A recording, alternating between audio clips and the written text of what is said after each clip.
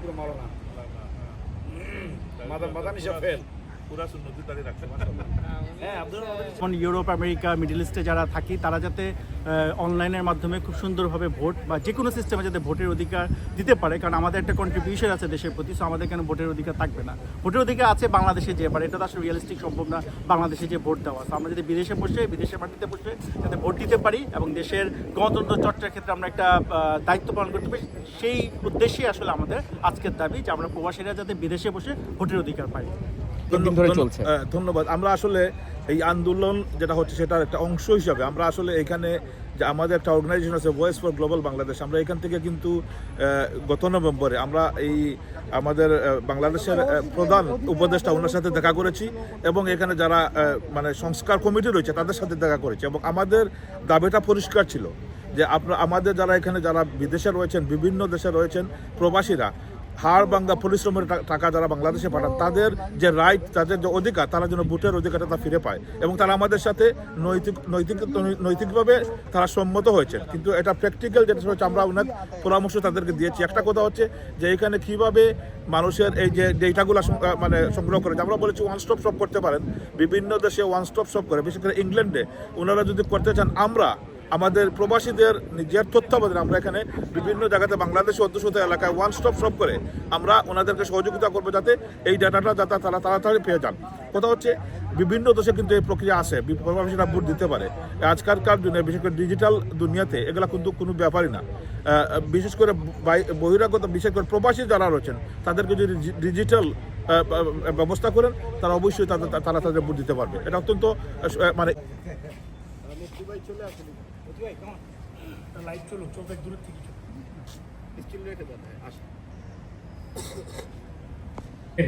যে অধিকার আদায়ের দাবিতে তার মুখ থেকে আমরা কিছু শুনবো, কিভাবে আমরা এই দাবিকে আরো সামনে এগিয়ে নিয়ে যেতে পারি। জনাব ব্যারিস্টার খালেদ সাহেব, প্লিজ। খালেদ,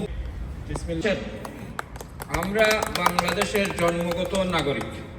আমরা প্রবাসে থাকলেও টেকনাফ থেকে তেঁতুলিয়া, সুন্দরবন থেকে পঞ্চগড়ে বাংলাদেশের 17-18 কোটি মানুষের প্রত্যেকটা মানুষের যে জন্মগত ন্যায্য অধিকার রয়েছে দেশের কাছে, ঠিক সেই ধরনেরই আমরা বিদেশে কিছু ন্যায্য অধিকারের বক্তব্য হচ্ছে যে আমাদের প্রবাসীদেরকে ভোটাধিকারের ব্যবস্থা করতে হবে। আমরা বাংলাদেশের আইনসভায় আমরা প্রতিনিধিত্ব করতে চাই। বাংলাদেশের একজন মানুষের যে অধিকার আছে, এই অধিকারের মতোই আমরা প্রবাসীদের পক্ষ থেকে, বিশ্বের বিভিন্ন দেশের উদাহরণ আছে, প্রবাসীদের পক্ষ থেকে আইনসভায় প্রতিনিধিত্ব নেওয়া হয়। আমরা মনে করি ডক্টর ইউনূস সাহেব বিশ্বের বিভিন্ন দেশে উনি ঘুরেছেন, ওনার মন্ত্রণালয়ে যারা আছেন উপদেষ্টা পরিষদে, তারাও বিভিন্ন দেশে, বিভিন্ন বিদেশের বিভিন্ন অভিজ্ঞতা ওনাদের আছে।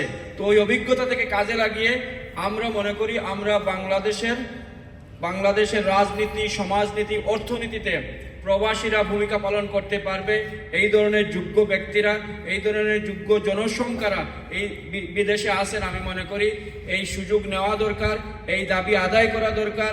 আমাদের ভোটাধিকার, আমাদের প্রতিনিধিত্ব নেওয়া, আমাদেরকে যাতে হয়রানি করা না হয়, আমাদেরকে যাতে আমাদের সম্পত্তি, আমাদের ইনভেস্টমেন্ট যাতে প্রোটেক্টেড থাকে।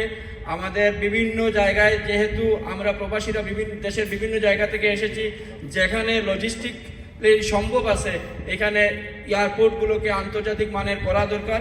এই ন্যায্য দাবিগুলো যাতে বর্তমান সরকারের কাছে আমরা দাবিগুলো তুলে ধরতেছি। আমি মনে করি এই সরকার জনবান্ধব সরকার। আমি মনে করি প্রবাসীদের মনের ব্যথার কথা ওনারা বুঝতে পারেন, ওনারা অ্যাটলিস্ট ওনারা অনুধাবন করতে পারেন। আমরা আবারও ওনাদেরকে স্মরণ করিয়ে দিতে চাই যে আমরা আপনাদের পাশে আছি, অ্যাজ লং এজ আপনারা আমাদের ন্যায্য দাবিগুলো, ন্যায্য হিস্সাগুলো আমাদেরকে বুঝিয়ে দেন। আমি বাইরে আসার জন্য আমি এই কমিউনিটির পক্ষ থেকে সবার কাছে এই ব্যানারে যারা আছেন এবং বাইরেও সমান দাবিতে যারা প্রবাসীদের দাবি আদায়ে আন্দোলন করছেন, তাদের প্রতি সবার একাত্মতা পোষণ করছি। আমরা প্রবাসী যারা আছি